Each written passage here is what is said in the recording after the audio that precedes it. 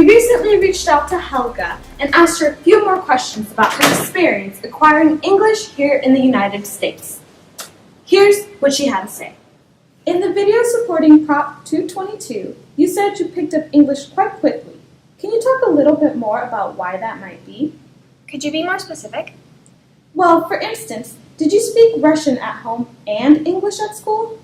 No.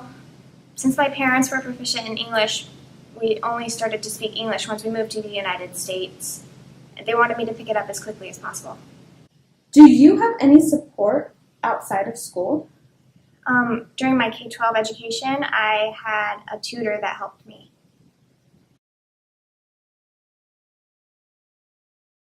My initial reaction when reading through Proposition 222 was that it bypasses the importance of culture for a student's identity, and it bypasses the importance of language in the formation of a student's identity. The students that I have now are Spanish speakers, and with the bilingual program that we have, they've flourished and they've been able to not only learn English, but they've also become confident in their native language. And using that native language, we can see how much they've learned not only English, but also other materials.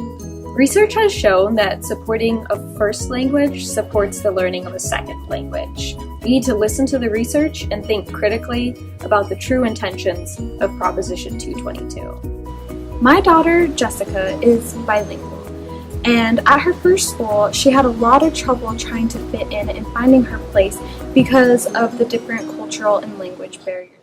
It is hypocritical that we value bilingualism when a native English speaker is bilingual, but as soon as someone is struggling to learn English, we devalue their first language. I've seen firsthand the effects of English only in students. Even if some schools are not currently meeting the needs of bilingual students, that does not mean we should resort back to assimilatory language practices. What it does mean is that we should focus our attention on the programs that are working, such as dual language immersion programs, and go from there. In my classroom, I can differentiate how students learn academic material versus conversational language skills. I see them talking with their peers, and they're able to talk about things that they do at home, things they do over the weekend. Meanwhile, when it comes to academic language, especially with English, for those English second language learners, it's a lot more difficult.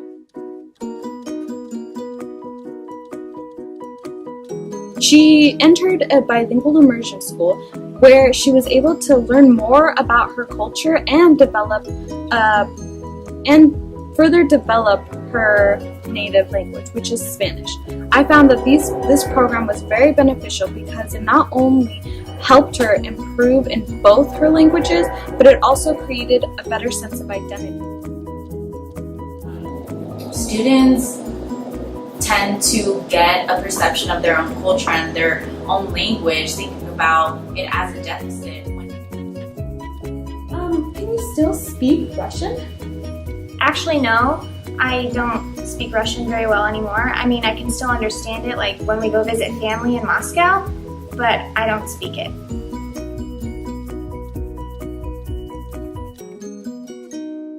Just between a large majority of the teaching body is not bilingual does not mean we can take part in erasing native languages.